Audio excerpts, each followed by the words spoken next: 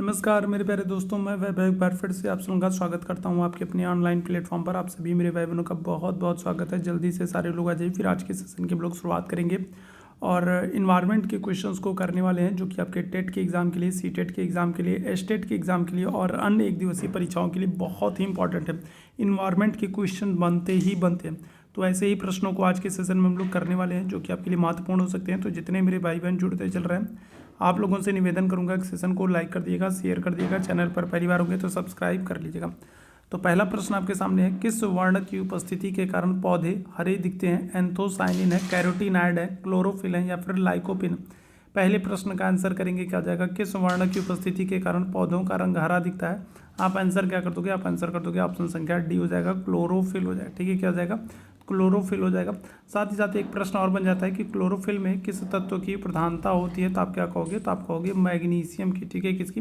तो क्लोरोफिल में किस तत्व की प्रधानता होती है? तो क्या आप कहोगे? तो आप कहोगे मैग्नीशियम की प्रधानता होती है। याद रखेंगे। ठीक है, किसकी? क्लोरोफिल में मैग्नीशियम तत्व की प्रधानता होती है, ये बात भी आप याद रखेंगे। ठीक है, साथ ही साथ अगर हम लोग लाइकोपिन की बात करेंगे, तो लाइकोपिन जो है, तो इसकी वजह से क्या होता है? इसकी वजह से टमाटर का रंग लाल दिखता है। ठीक है, क्या हो जाएगा? तो जो टमाटर है ना, टमाटर का रंग जो लाल है ना, वो लाइकोपिन के कारण होता है। तो ये भी याद रखिएगा, ये भी पूछा गया है।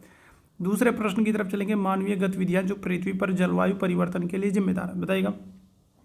तो कौन कौन सी मानव गतिविधियां जो जलवायु परिवर्तन के लिए जिम्मेदार हैं? एरोसेल कैन का उपयोग करना, वनों को जलाना, कृषि क्रियाकलाप या फिर उपरोक्त सभी? क्या हो जाएगा? दूसरे प्रश्न का आंसर करेंगे।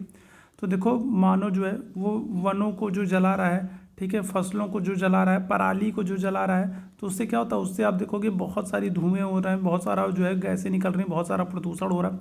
साथ ही साथ जो कृषि क्रियाकलाप कर रहा है, उसकी वजह से क्या हो रहा है? उसकी वजह से अगर हम लोग बात करेंगे तो जैविक प्रदूषण हो रहा है, जो मिट्टी का अपरदन हो रहा है, मिट्टी का कटाव हो रहा है, तो वो भी कहीं ना कहीं जलवायु परिवर्तन के लिए उत्तरदायी है। साथ ही साथ एरोसेल कैन की अगर हम लोग बात करेंगे, तो ये क्या हो रहा है? तो एरोसेल कैन जो है, तो इसका उपयोग भी जलवायु परिवर्तन को प्रभावित कर रहा है। तो ये सभी हो जाएंगे। ऑप्शन संख्या क्या कर देंगे? तो डी यहाँ पर आंसर कर देंगे। ठीक है, क्या आ जाएगा? तो ऑप्शन संख्या डी आंसर कर देंगे। क्लियर है? अगले प्रश्न की तरफ चलेंगे, अगले प्रश्न का आंसर करिएगा। अगला प्रश्न आपके सामने है, यूफॉर्बिएसी फैमिली की कौन सी फसल बायोडीजल उत्पन्न करने के लिए जानी जाती है? बताइएगा, बहुत ही महत्वपूर्ण है। तो कौन सी फसल है जो बायोडीजल उत्पन्न करने के लिए जानी जाती है? ये प्रश्न आपसे कई बार पूछा गया है। कॉपर लीफ है, जेट्रोफा है, कैंडल नट ट्री है या फिर सर्पगंधा है? क्या हो जाएगा? तो कौन सी फसल है जो बायोडीजल फसल को उत्पन्न करने के लिए जानी जाती है? क्या हो जाएगा? आंसर कर दोगे, ऑप्शन संख्या बी हो जाएगा, जेट्रोफा जो है। तो ये बायोडीजल फसल है, यहाँ से प्रश्न कई बार पूछा गया।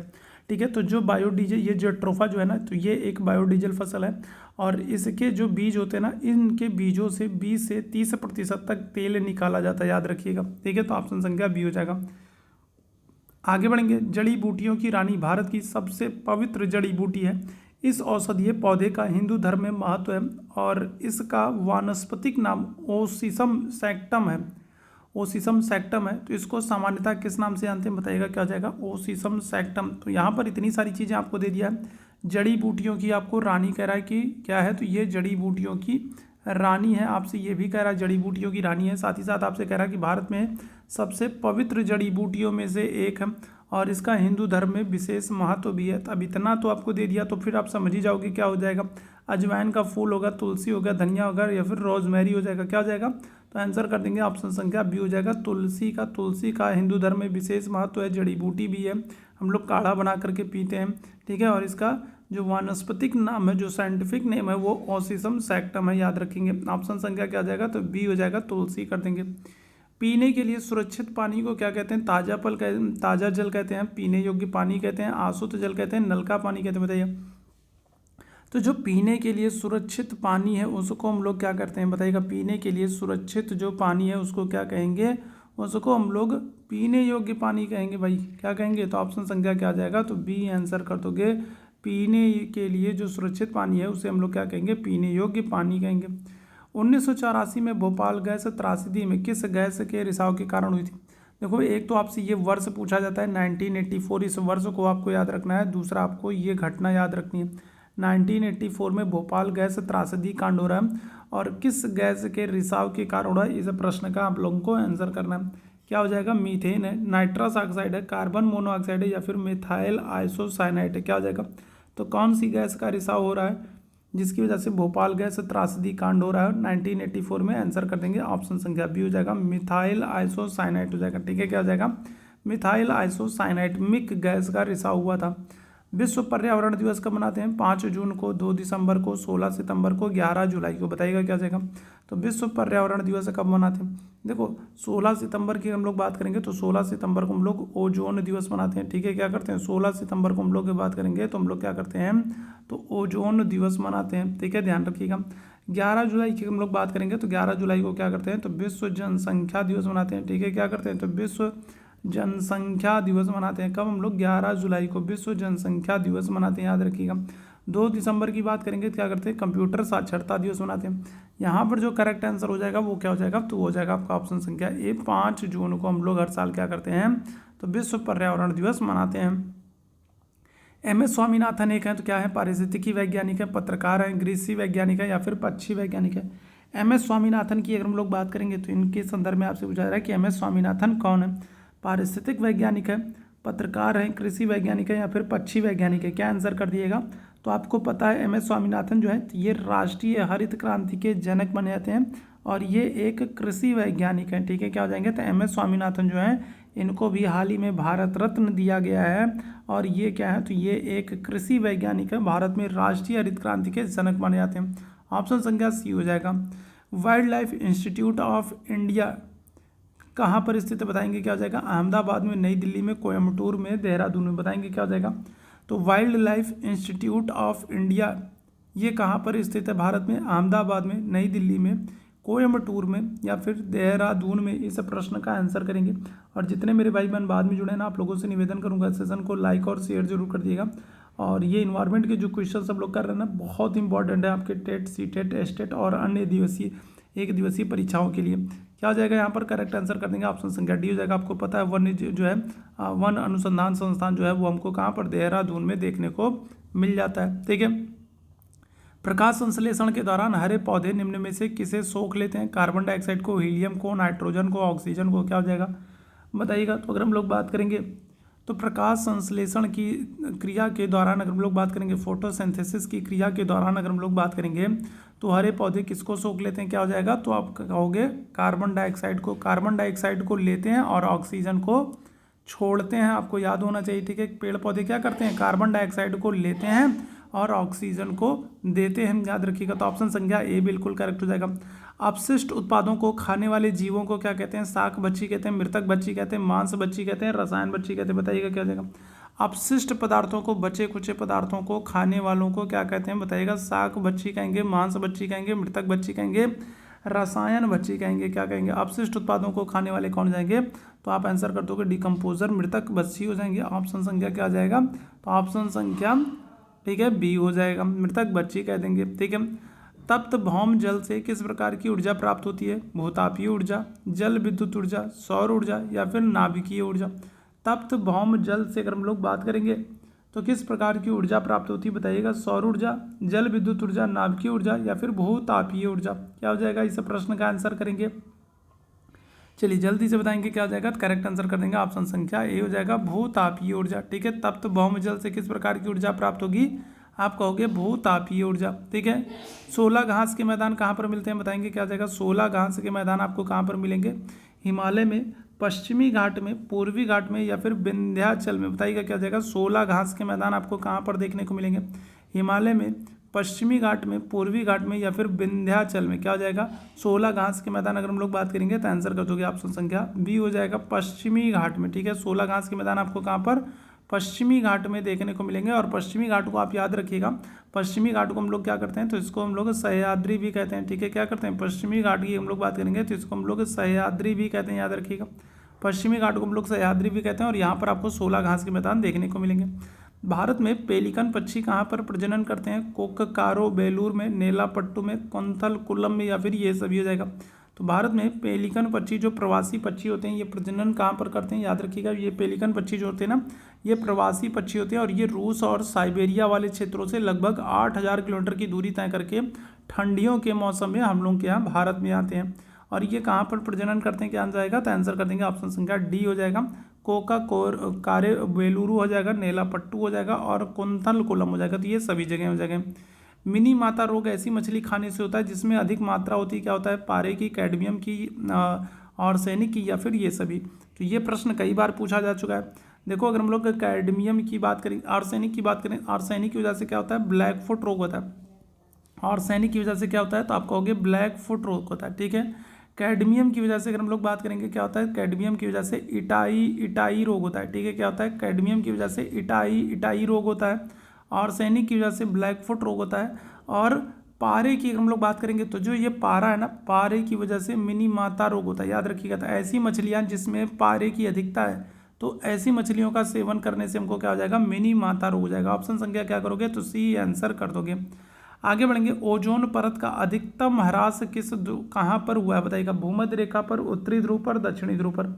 बहुत ही महत्वपूर्ण सा प्रश्न बताएंगे। ओजोन परत जो है, ओजोन परत क्या करती है, तो ये सूर्य की अल्ट्रावायलेट किरणों को, ठीक है, क्या करती है, तो ये सूर्य की अल्ट्रावायलेट किरणों को पृथ्वी पर आने से रोकने का काम करती है, ठीक है, ओजोन परत। और ये ओजोन परत आपको कहाँ पर मिलेगी, तो ये आपको समताप मंडल पर मिलती है। ओजोन परत कहाँ पर मिलती है, तो ये आपको समताप मंडल पर मिलती है, याद रखेंगे, कहाँ पर मिलती है, समताप मंडल पर मिलती है।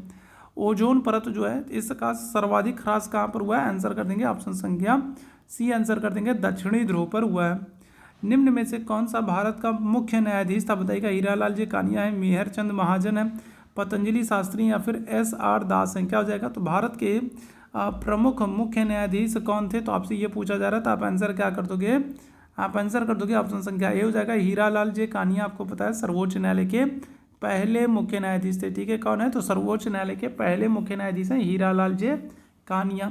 जरा आप लोग मुझे कमेंट करके बताओ कि वर्तमान में मुख्य न्यायाधीश कौन है। जरा आप लोग मुझे कमेंट करके बताओ कि सुप्रीम कोर्ट में वर्तमान में मुख्य न्यायाधीश कौन है, ठीक है।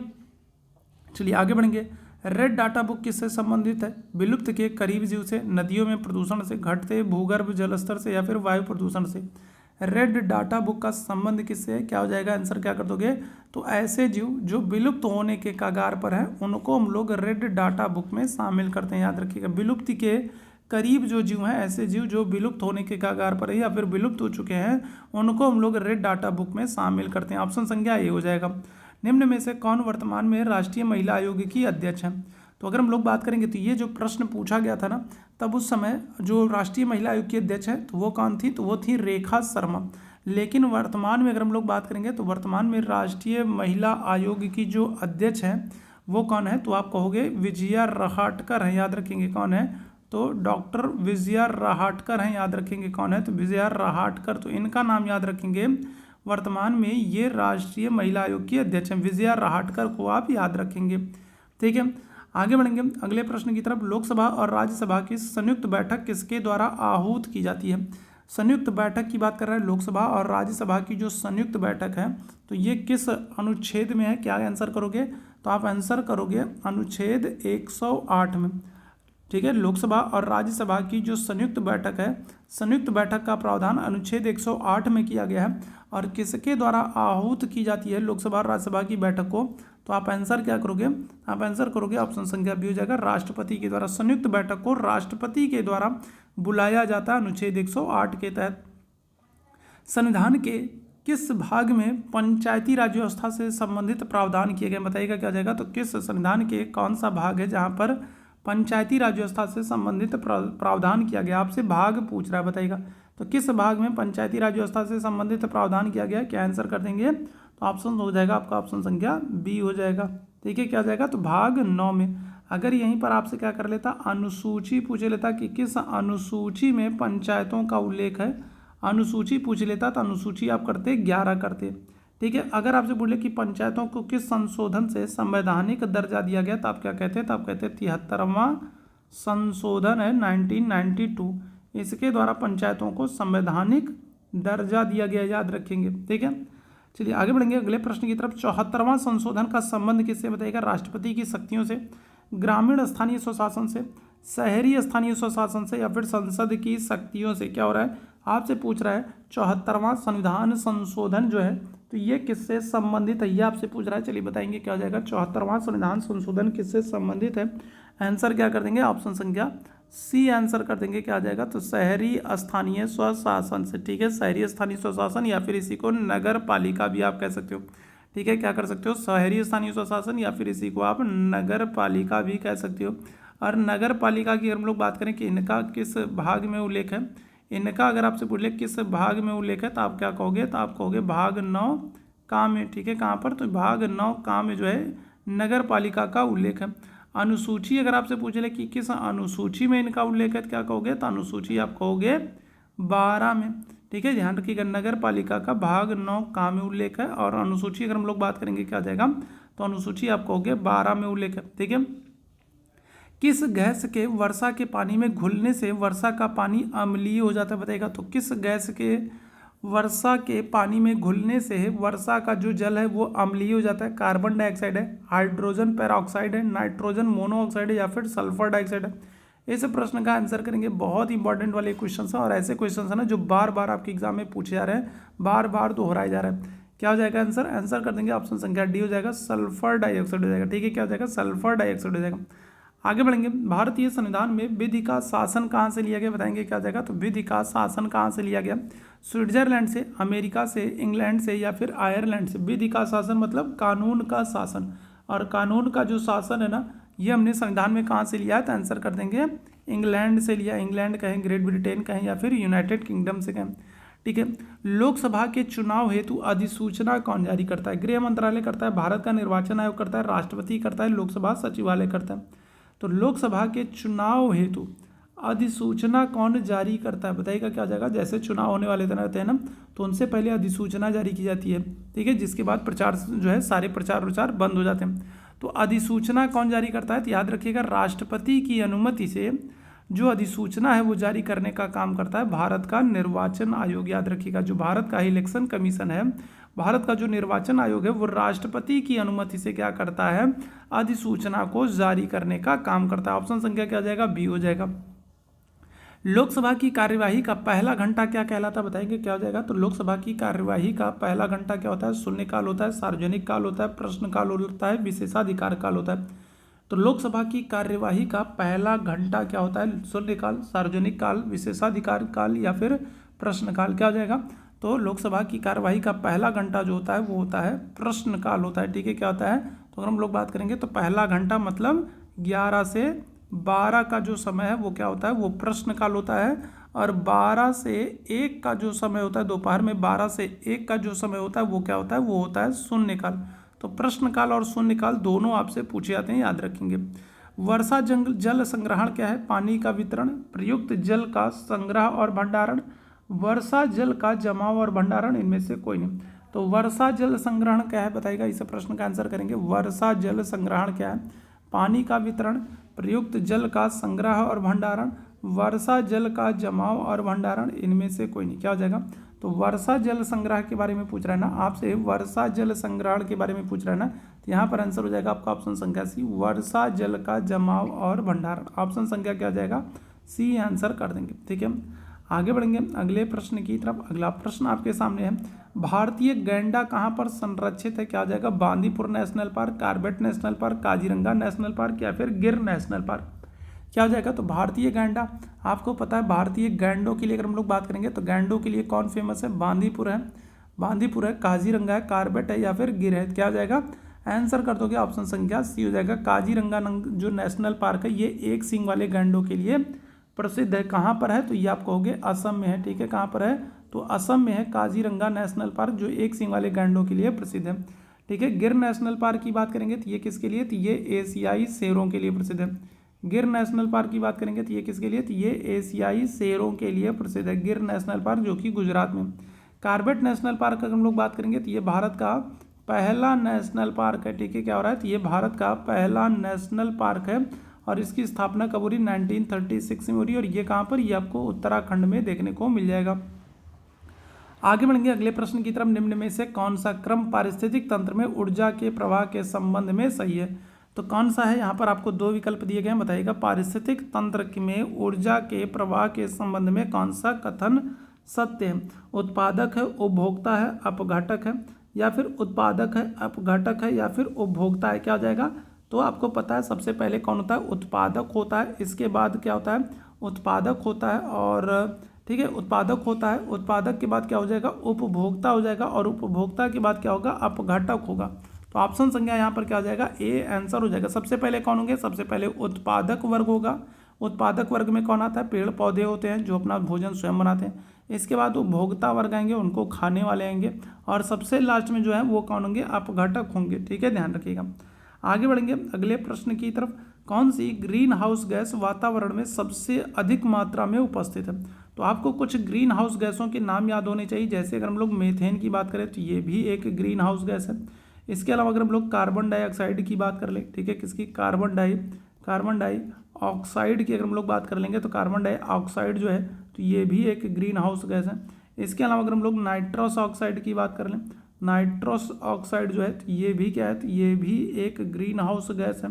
इसके अलावा अगर हम लोग ओजोन की बात कर लें तो ओजोन भी जो है तो ये भी एक ग्रीन हाउस गैस है।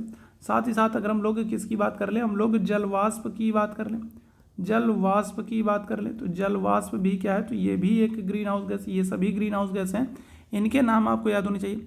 कौन सी ग्रीन हाउस गैस वातावरण में सबसे अधिक मात्रा में उपलब्ध है, यहाँ पर दिए गए विकल्प के अनुसार बात करेंगे तो ऑप्शन संख्या क्या जाएगा, तो ए आंसर कर दोगे, कार्बन डाइऑक्साइड। ठीक है, क्या हो रहा है, तो कार्बन डाइऑक्साइड जो है तो ये क्या है, तो ये वातावरण में दिए गए ऑप्शन में सबसे अधिक मात्रा में उपलब्ध है। ऑप्शन संख्या क्या आ जाएगा, ए यहाँ पर बिल्कुल करेक्ट हो जाएगा।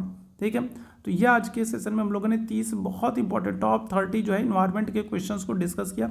और ऐसे प्रश्न आपके एग्जाम में लगातार, टेट हो, सीटेट हो या स्टेट हो, लगातार ऐसे प्रश्न आपके एग्जाम में बन रहे हैं जो कि काफ़ी महत्वपूर्ण है। तो ऐसे प्रश्नों की प्रैक्टिस आप करते रहिए ताकि जब भी आपके एग्जाम हो तो आपके लिए ऐसे इस तरीके के सेशन, इस तरीके के प्रश्न जो है वो हेल्पफुल हो सके।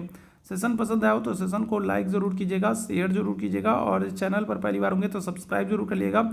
और एक बार फिर से आप लोगों को कहूँगा कि अपनी पढ़ाई को आप लोग कंटिन्यू करें। बहुत सारे मेरे भाई बहन हैं जो पढ़ाई को छोड़ दिए, और जब एग्ज़ाम शुरू होंगे, फिर से जब एग्ज़ाम होंगे ना, तो फिर जब वो शुरुआत करेंगे ना तो उनको एकदम जीरो से शुरुआत करना पड़ेगा। और फिर से जिन चीज़ों को पढ़ने में, याद करने में उन्होंने इतनी सारी मेहनत की थी ना, उन चीज़ों को फिर से उनको याद करना पड़ेगा और फिर से उतनी ही मेहनत करनी पड़ेगी। तो ऐसा बिल्कुल मत कीजिए, और इसीलिए कह रहा हूँ कि सेशन के साथ लगातार जुड़े रहिए, क्लास को रेगुलर आप देखते रहिए। सेशन को लाइक और शेयर कर दिए, चैनल पर पहली बार है तो सब्सक्राइब कर लिए। अभी के लिए हम लोग बस इतना ही करेंगे। थैंक यू सो मच आप सभी लोगों को मेरे साथ जुड़ने के लिए। Thank you so much.